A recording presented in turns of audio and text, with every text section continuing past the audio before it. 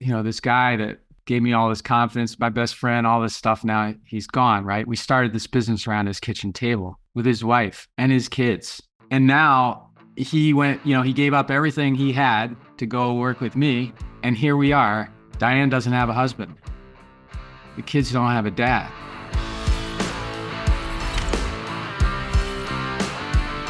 Welcome back to Innovate and Overcome. On today's special episode, I have an incredible guest with me who's been an entrepreneur since the age of 26.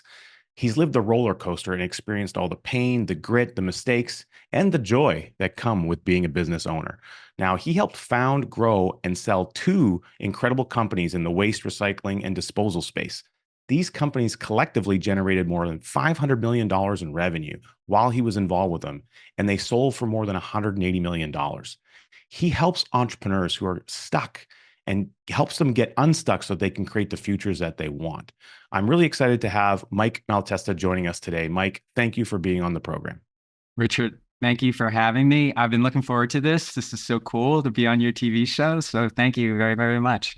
Yeah, it's going to be great. I think you have had such an amazing breadth of experience over your entrepreneurial journey. Now, you and I haven't known each other for a long time, but what I do know of you is just how amazing the journey has been, the things that you've been able to do and accomplish, and also how you're showing up and helping entrepreneurs now, especially when it comes to them looking at planning an exit for their business, which is really a specialty of yours.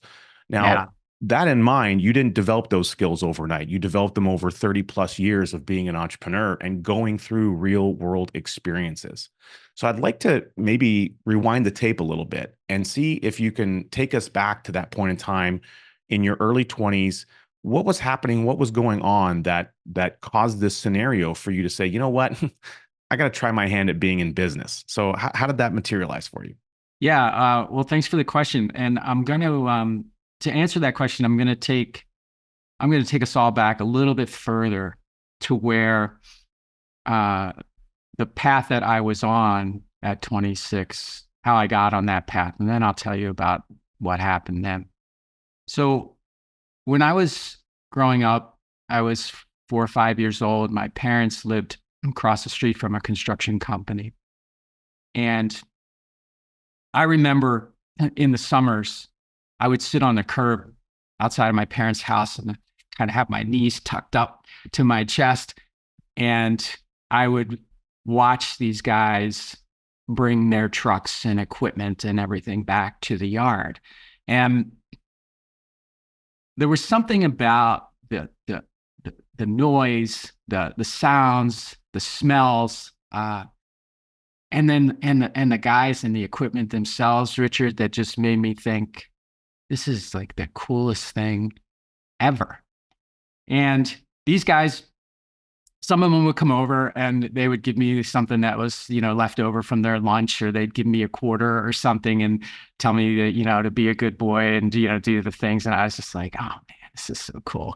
And that experience kind of stuck with me. And from that time, all through grade school and into high school, I was just fascinated by trucks and people who operated trucks.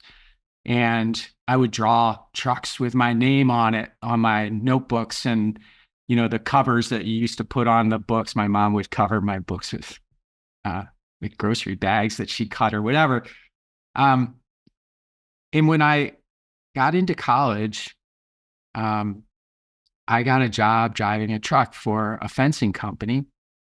My buddy's brother was like a foreman there, so he got us a job, and I was delivering fence up and down the east coast of the U.S. And during that summer doing that job, I thought, oh, this is pretty cool. I really like being out on my own and being responsible for myself and doing something that's not working at the fast food joint or things that the people around me were doing. And I decided that summer that the next summer I didn't want to drive a fence truck. I wanted to drive a trash truck. Why a trash truck? Have no idea.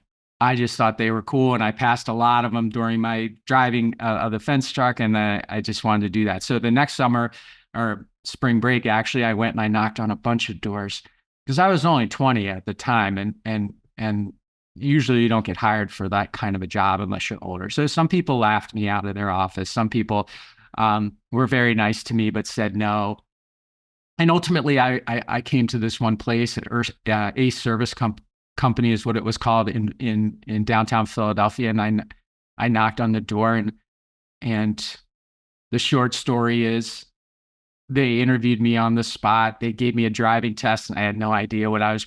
This transmission in this truck, I have no idea, but they hired me, and I worked that summer at Ace Service Corp. And I just loved the waste business.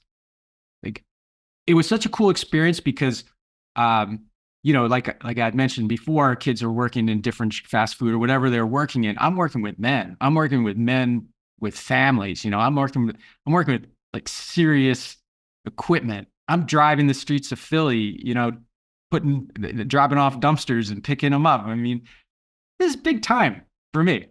And that summer convinced me that I wanted to go into the waste business. It's great work, great people. At least I thought they were great people, and we're doing something meaningful, right? We're cleaning up the world. And I went to the owner, and the owner said, "Well, I got a family business here, so there's really not any place for a college kid." And he suggested I go to the big guys and try to get a management training job or a sales job. So that's exactly what I did. I went to I went to both, but I got hired by the second largest company in the industry at that time as a management trainee. And man, the next 5 years, I basically had a say yes to every opportunity they give me mentality, Richard. And I ended up moving around 5 times in 4 years, just taking whatever position they wanted me to take. And they were showing me everything. It was great. And, I convinced myself, well, I ultimately ended up becoming, but at the time, the youngest district manager, that's what they called it, in the company. And I was 24 years old. And I thought, I wasn't thinking about entrepreneurism at all. I thought I could probably be the CEO of this company at some point. If I play my cards right, and if I, just keep performing and doing all these things, I could probably moving your way up that corporate ladder, right? Yeah, moving up that corporate ladder. It sounded good, right? And I'll never forget the day because it's St. Patrick's Day. On St. Patrick's Day, 1992, my boss came to my office and fired me. Wow. And I did not see that coming. And I'm looking around, and obviously when something like that happens, you're questioning yourself. It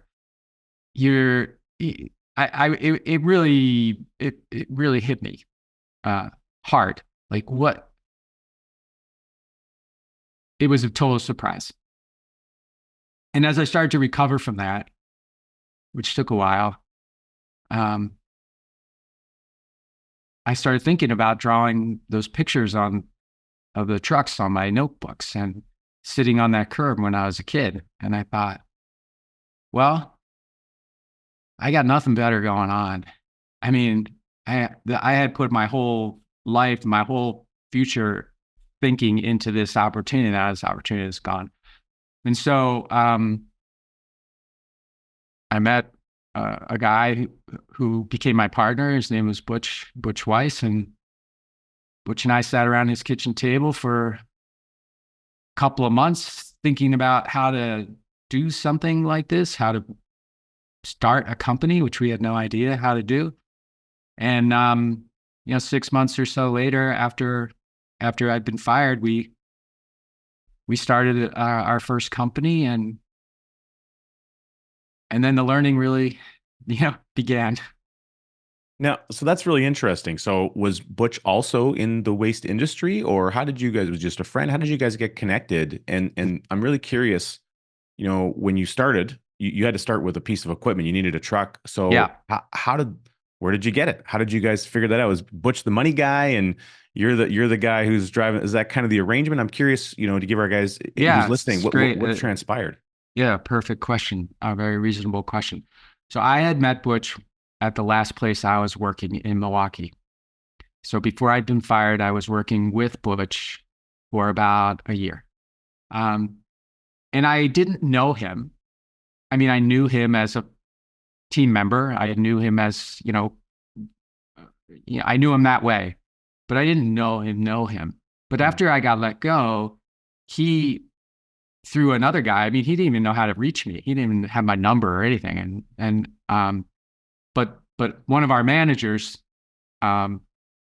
he went to one of our managers who knew where I lived, my phone number, and said, "Hey, I just want to pass along this message. I don't know what he's got in mind, but Butch said he wanted to talk to you." And I was like, "Wow, that's weird." So I talked to him, and he said some nice things about me, and then he said, "Look, I've been going up and down in my life, different owners of this company, different things in my life." He's like, I really want to do something different. And if you are ever thinking about starting a business, I would like to be a partner with you. And Wow. that was really, really out of left field. And so important, Richard, because at that time, like I said, I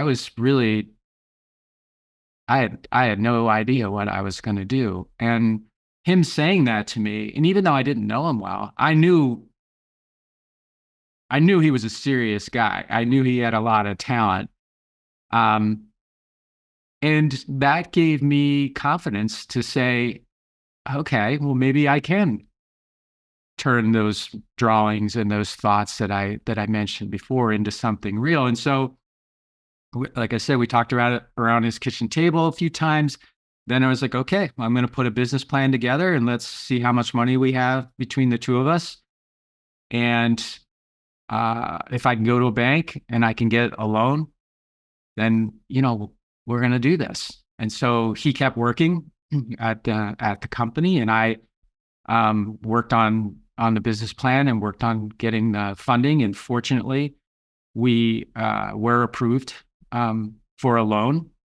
And that's what gave us, the money or the capital to get going. And so, yeah, in November of that year, which was 1992, had the loan approved, started to buy or order the equipment we would need, and Butch quit his job at the end of the year. And we started working on things before that, actually, like the equipment and stuff. But 2nd of January, 1993, we were open for business. Wow. Amazing. Being able to take a leap of faith, not even knowing that it was something you were able to do, could do, wanted to do, and having someone really invest in you as a human being based on the efforts that you displayed. So incredible. We're going to hear more about the growth of this incredible business when we come back after these important messages. There's certain moments in our life where we know that things are going to change. That happened to me in August of 2009. My life completely and totally changed forever, for the better. I learned about this incredible concept called the infinite banking concept. Becoming your own banker. It was created by R. Nelson Nash. Nelson became my friend and my mentor. I loved him dearly. I now have the blessed life of being able to teach his incredible message, his incredible concept to the people I love to serve. You can learn all about it by registering for a free webinar at learnibc.com. Go ahead, take the initiative, start your learning journey now. Welcome back. We are here with Mike, hearing about his incredible journey of beginning a brand new business that he didn't even know that he wanted, with an incredible partnership. And what an amazing story so far. Now, Mike, you've been building this business now. You've been growing it with your business partner. Things are progressing. It's growing. Sounds like quite rapidly as you began to go through that period of time. Sooner or later, something happens where now all of a sudden you've got a major event that takes place in the business. Walk us through the next kind of major challenge. I know there was many along the way, but something kind of really transpired in your partnership. Walk our listeners through what happened for you and how momentous this was as you were growing the business. Sure. Well, for anybody who's listening who is an entrepreneur or thinking about becoming an entrepreneur, the one thing that you really got to wrap your heads around is that there are always going to be challenges and problems that you think are more monumental than they are. And it takes going through those things and coming out on the other side to continue to give you the confidence to keep going, because the life of an entrepreneur is a life of chipping away confidence. Like everything around you, whether it's employees who don't work out, vendors who don't work out, your bank's on your butt, regulators are at the door, just everything is just kind of eating away, chipping away at your confidence. And you have to continually rebuild that by getting to the other side of these problems and not being sidelined by them. But, some things are easier to say than they are to do. So Butch and I and everyone else who joined our team, we got really good at overcoming challenges. We got really good at problem solving. We got really good at, I don't want to say outthinking the competition, but we got really good at performing against the competition. And so we were growing and we were profitable and people were paying attention to us. And we were doing things well enough to be considered to be doing things well. And about 10 years in, I really needed a change because I was not getting my confidence rebuilt or repaired as frequently as I think I needed to. And one of the big reasons, Richard, was that the management style that I had that I thought was really crucial to our business was basically one that looked like this. Everything rolls up to me so that I can be involved in every decision or make every decision. And that, which was a system that I had designed, it was like a perfectly designed system by me, was giving me exactly the outcome that I didn't want. So it was perfectly designed to make your life increasingly more miserable. Is that what you're getting at? Yes.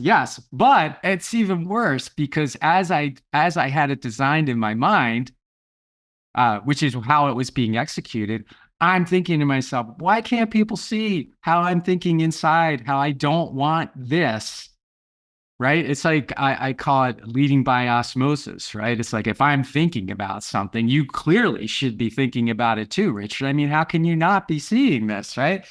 So this, if anybody's out there that resonates with, I'm sure there are, because that is,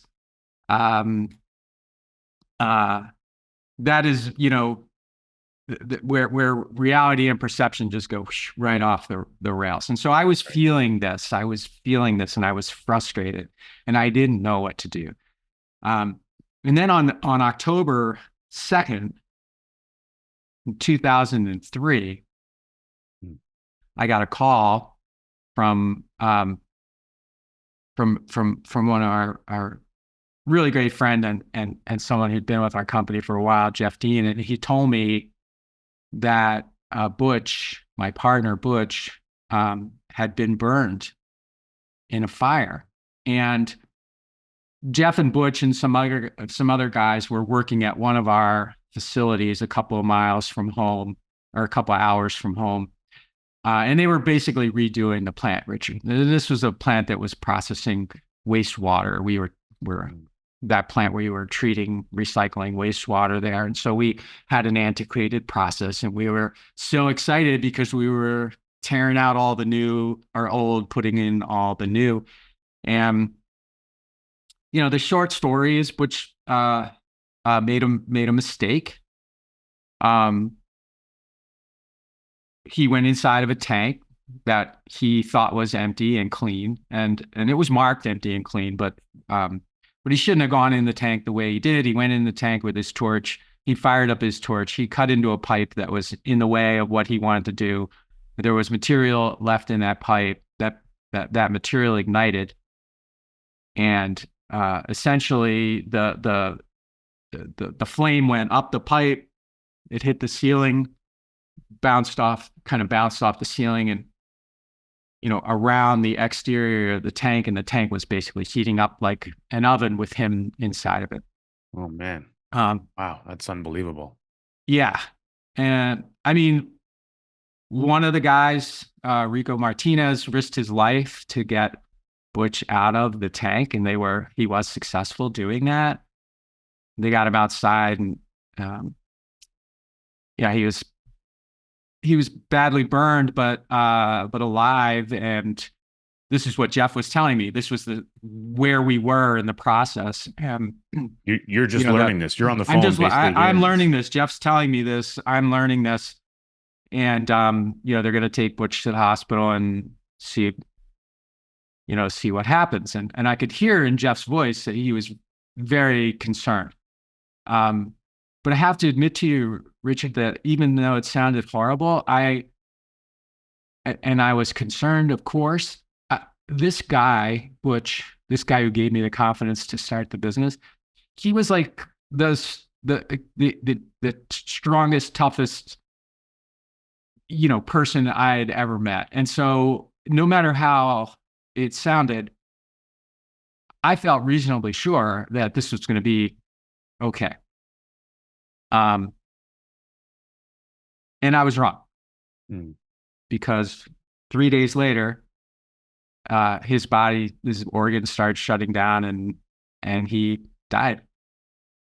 And that was, I mentioned I was already in this kind of where I had led myself to be this perfectly designed system of frustration. And now my best friend, the person who had more confidence and support for me than anyone else in my life, and who was a perfect complement to me from a skill set standpoint, everything, was gone. And I felt responsible for that, even though I said he made a mistake. It took me a long time to be able to say that, because even so, he may have made a mistake, but if I had been more diligent in making sure that we don't permit those kinds of mistakes to be made, for example, and on, your head just starts going. Yeah, so I felt the spiral begins to go, and you're already in a state where you're thinking some of these things before the incident even happened, maybe to some degree. Right. Right. Yeah, and so with such an unbelievable circumstance taking place, I mean, you've given Butch so many adjectives to describe what he meant to you, what he was to you. What was the thing that allowed, at what point did you realize that you could pick up the pieces? How did you begin to find a way to progress forward after that? And how long did it take for you to even be able to do that? It took me a couple of years. I call it the being in the valley of uncertainty. And I dropped into this valley after his death, and maybe even a little bit before, if I'm being honest with myself. And in that valley, I felt like I wanted to quit for sure. But I also felt like I deserve to have a pity party for myself, because this is unfair. What's happened to me, what happened to Butch, is unfair. And I just wanted somebody to come along and just stroke my ego, tell me everything's going to be okay, Richard, and, lift me up out of that valley and dust me off and say, okay, so everything's good. Well, that never happened. That person never came along. And I just slowly but surely climbed my way out of there,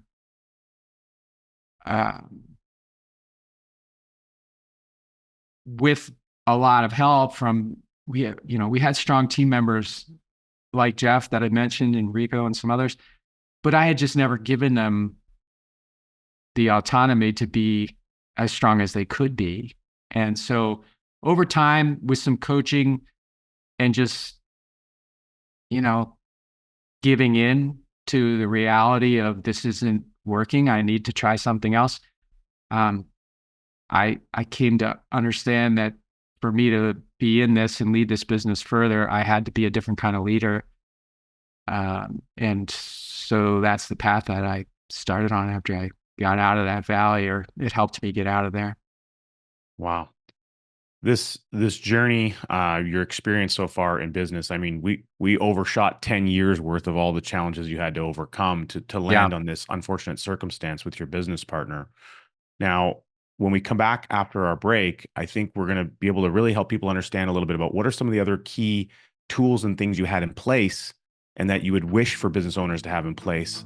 So should an unfortunate incident like that occur for them, they can have some peace of mind. So we'll be right back with Mike after these incredible messages. Have you ever wanted to be a part of a network of visionary entrepreneurs? People who get you, who understand you, who think differently? They're actively going out and making things happen. They're making the world a better place. They're creating incredible change, incredible innovation, and they're having discussions about how to make the world a better place, how to create a bigger, brighter, better future, how to take what they already know, combine it with what someone else knows, and make something grand. Well, you're in luck. There is such an incredible network. It's the Epic Fit Network. You can go to theepicfit.com to learn more. Apply to be a member of this incredible organization. I'm a member and I love it. It's been fantastic. And I can't wait until we have more amazing people just like you joining this incredible group. We are back with Mike Malatesta talking about his unbelievable story. We've just covered an unbelievable crazy event that transpired, the loss of his business partner. And at this stage of the game, Mike, you're rebounding, you're trying to recover, you're trying to bring yourself out of this valley that you spoke about to get onto the other side, to continue the business moving forward. Hopefully the business isn't crashing around you. What were some of the things that allowed the business to maintain during that period? How were you able to even keep the business going with all that stuff happening? Was there some insurance involved? How were you able to keep the ship afloat? Yeah, well, you can imagine, like, this guy that gave me all this confidence, my best friend, all this stuff, now he's gone, right? We started this business around his kitchen table with his wife and his kids, right? And now he went, he gave up everything he had to go work with me, right? And here we are. He's now,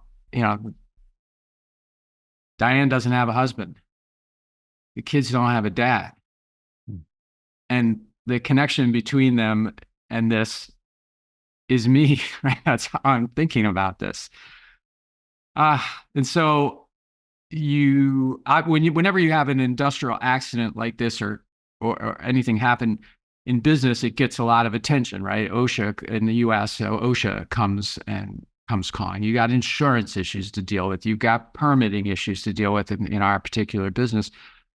And those are the kind of things that you might not necessarily expect it in this particular specific situation, but you expect that kind of stuff. It comes with the territory. Having to talk to your partner's wife about what his shares are worth now that he's deceased and how to handle that is not something I was trained for. And it's not something that I ever thought I would have to do. But I was trained to plan for the worst. And we, from the very beginning of our company, we planned for the worst, and we bought, Keyman. It wasn't really Keyman life insurance. It was more like cross buy-sell type, buy-sell arrangement with a funding mechanism of insurance in case something were to happen to either one of us or our other two partners. And so when you look at, the tragedy that was Butch's passing away, we at least had the money through the insurance company to pay Diane for his shares. And imagine, if you didn't have that. So now you've got this tragedy, all the energy that is taking, and oh, by the way, you owe, a spouse a couple $1 million or whatever the amount is for shares that you don't have. Now you think about where that puts your business, right? So we were very fortunate. How many employees did you have at this point in time, Mike, roughly? How many responsibilities? We had about 50 at this time. That's a lot of mouths to feed, and they had mouths to feed, and they're all expecting to be able to come to work the next day. Yeah. And of course, none of them have any idea about this insurance thing going on in the background and how. So, yeah. So anyway, fortunately, we had put this in place from a very from the very beginning, and it worked the way that it was supposed to work.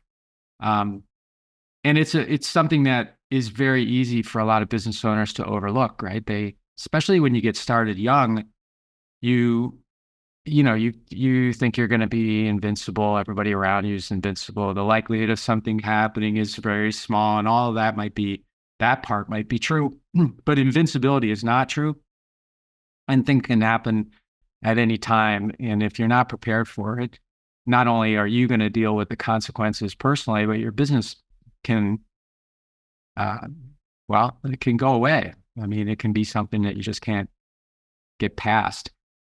And not just the insurance, Richard. I mean, what if you didn't have a buy-sell agreement? What if you didn't have a mechanism in place to value a business or an asset or whatever if something were to go wrong? You're just inviting a worse situation, a lawsuit or whatever. And nothing good ever comes from that kind of stuff. So it pays to be proactive. And, from an insurance standpoint, it's so inexpensive on a relative basis to create this kind of protection for yourself and other shareholders and for your business that it's just, nuts not to have something in place like this. In the type of work that you do now, helping companies, grow and scale and plan for an exit, I imagine you have to look at a lot of balance sheets, a lot of income statements on different corporate financials.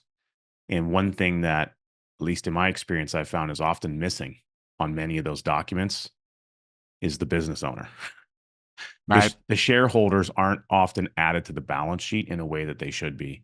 And for in many cases, without them, the business it ceases to exist, or it certainly is in a position where it may not exist for much longer. And so when you can place people on the balance sheet by using a properly structured insurance program, you not only can you create, depending on the design of it, maybe an emergency fund, a lot of other value in there, but you can create peace of mind so that you can be in a position to keep that business going despite what gets thrown at it. And you and Butch, really, I suspect he was probably a leading edge on maybe pushing for initiating that to some degree. Maybe you guys got some great advice earlier on, but I mean, how tremendous that you had that in place. Again, the likelihood being low, but just because it's low doesn't mean it doesn't exist. Yeah. I love the way you put that, attaching that to the balance sheet. Cause you're thinking about, the leader in a business or the top 3 leaders in the business, right? They are arguably have, from a physical asset standpoint themselves to an intangible asset standpoint, everything that they have up here, and it's on the balance sheet, it's zero. There's nothing. It's zero. It's not even on there, right?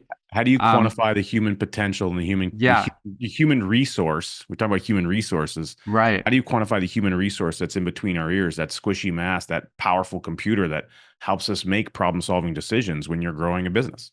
Yeah. Oh, I love the way you put that. Yeah, I'm going to use that. God, this is smart.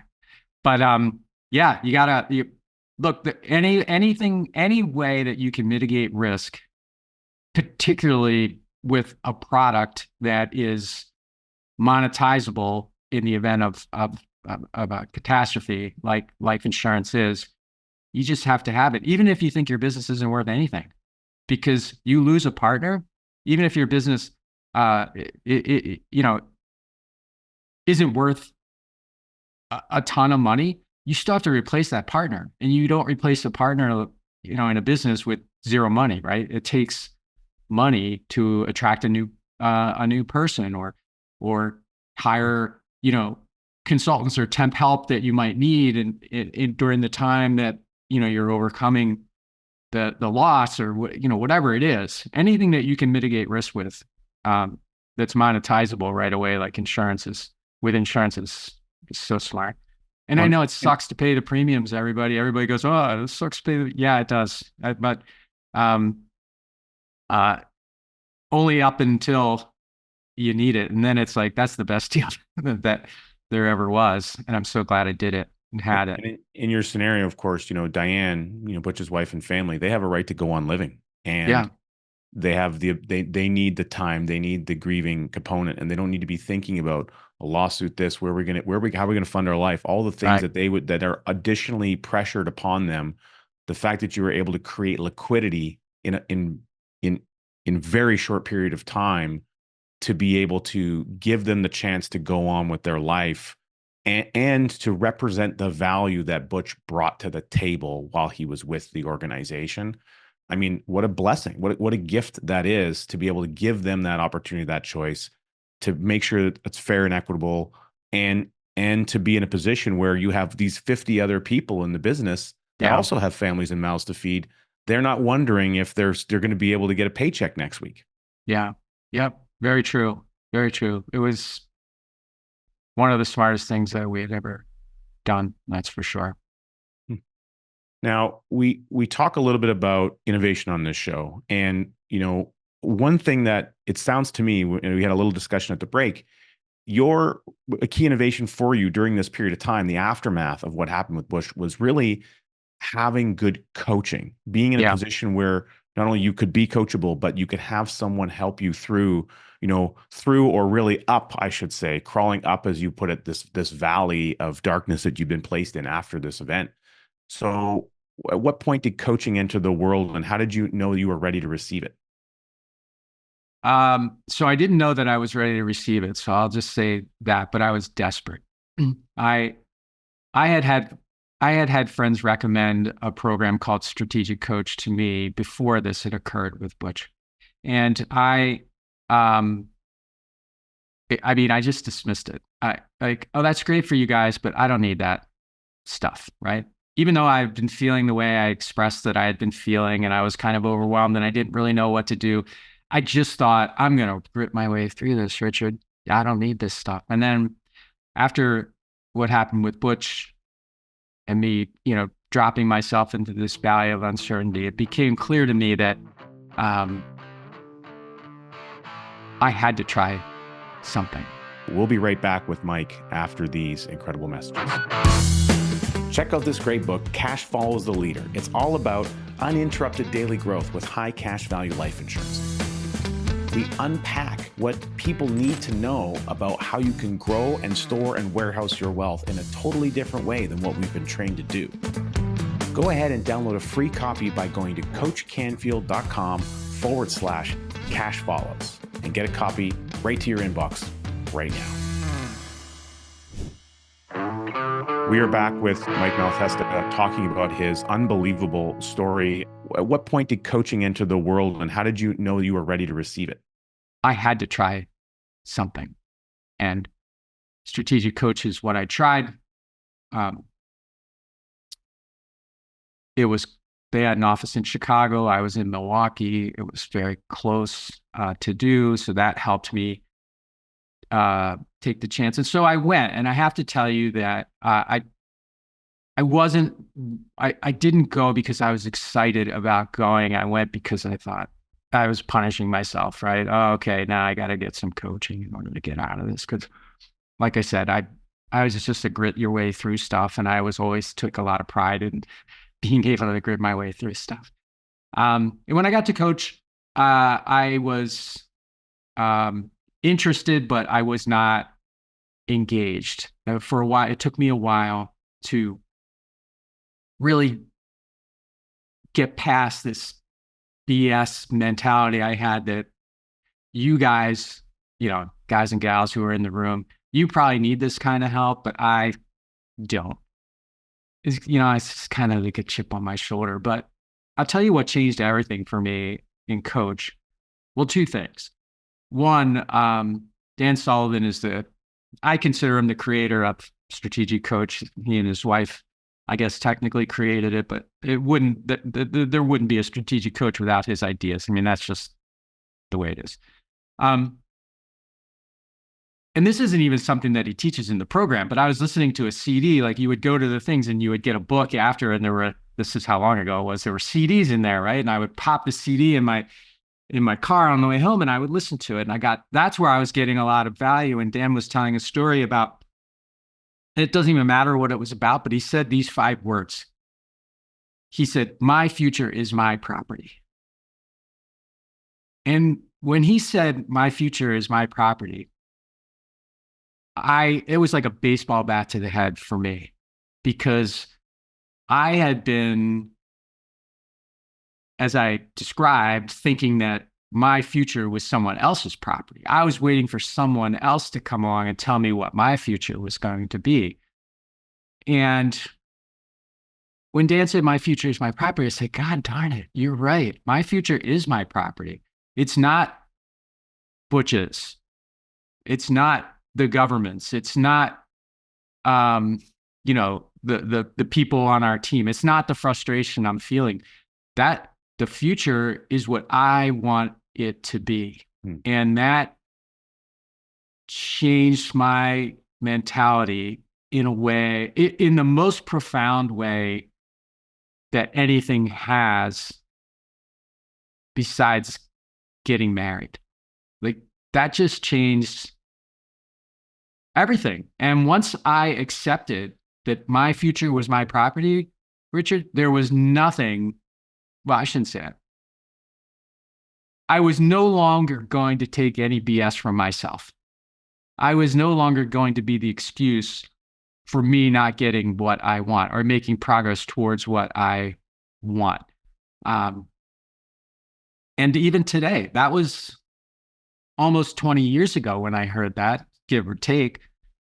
And even today, I say that all the time. My future is my property. I tell myself that all the time. Every time I'm feeling like I am not getting where I want to be and I want to blame somebody, right? I say, no.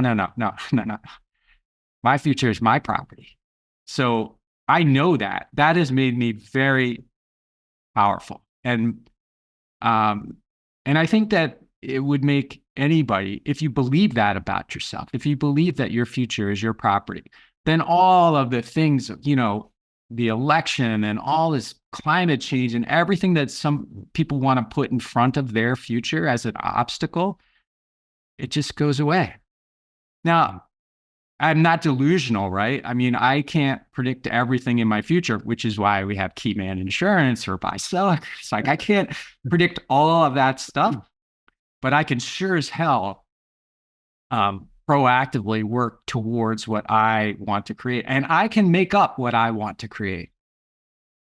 I can admit, because the future is what? It's 100% made up, right? I mean, right? It's a made up thing. So it doesn't exist until it becomes the past. Right. So why not will it into existence the way I want it instead of just waiting for it to come?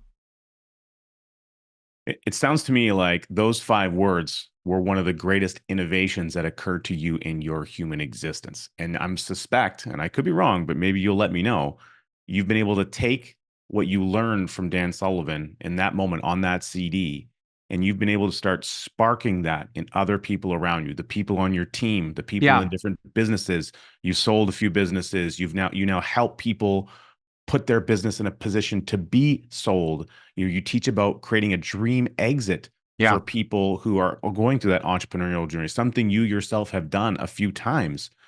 How important is it to you to be able to convey that value that you received 20 years ago while probably driving in your car to the other people that are around you and the entrepreneurs that you meet, and you find that they're running through similar challenges and obstacles and feelings that you yourself have had over the last 30 years? Yeah. There's no greater impact I can have on someone's life than helping them see that their future is their property, and helping them understand what they need to do to create a dream exit for themselves at some point down the road. And that doesn't even have to be a business owner, because everyone's got a dream exit of some sort in their future. I just happen to focus on entrepreneurs and business owners, but the thinking and the mentality is all the same. What do you want? Get very clear about what you want. Don't be embarrassed by it. Don't be, ashamed of it. Don't think you don't deserve it. Just start with, what do you want? And then, where are you? Right? There's always a gut check. Where are you? How, all progress starts with the truth is another Sullivanism, or at least he says it a lot. I don't know if he came up with it, but all progress starts with the truth. So what do you want? That's future state. Where are you today? All progress starts with the truth. So let's just get real about where we are today. And then let's start a plan to fill the gap. Right? And if you really believe that what you want is yours, then we can help you get there. Simple as that. And so, yeah, and I use that all the time. And whenever someone is challenged with how to the next step towards getting there, there's like one of two things you do. Either one, okay, the next step is too big, break it down into a smaller step. Let's just figure out something that we can do today. We take a little step towards that. Or we say to ourselves, again, making things up, what if achieving that next step was the only thing that we could possibly do today? How would we do it? And just a conversation like that removes people's inhibitions. It just frees them up to do something that life is telling them they can't do, or their own memory or experience is telling them they can't do. Yeah, moving out of the I can'ts to the I cans, and Yeah. taking away the restrictions that we either externally or internally impose on our own brain. And I love all the questions that I learned from Dan Sullivan. And some other great teachers that I've had is, what might I do? What might I do specifically that I haven't already thought of yet? So sometimes you write down a list of things and you come up with a bunch of ideas, and then you get to a point where, like, okay, I don't have any new fresh ideas. But then if you pause for a moment and say, okay, what else might I do that I haven't even thought of yet that's totally and completely different than that? It's like your brain accesses another part of itself it didn't even know existed. Yeah. And I like too putting, doing a, if getting it done was, if getting it done was the only option, there were no other options. Getting to that next step done was the only option. What would you do? You're clearly going to come up with something, right? Like with what might you do? You might come up with 5 things. But yeah, that's how I like to, that's how I like to think through things. And I'm curious, when because you're working now in the work that you're doing today, you're really focusing on helping entrepreneurs who are in a position where they've got a successful but profitable business. They may not need or want to sell yet. Yeah. But they know at some future point in time, they want to be ready for it. They're getting into a proactive state versus a reactive state. Right. And I know for you, that when you sold your first business, did you have an intention to sell, or is it something that just sort of materialized for you? It sort of materialized. However, the not having the intention at the time that it materialized is only one part of the equation. The other part of the equation is, were you ready to have something materialize when it did? And the answer to that is yes. The answer, unfortunately, for too many business owners is no. So when the opportunity materializes, they're not ready for it.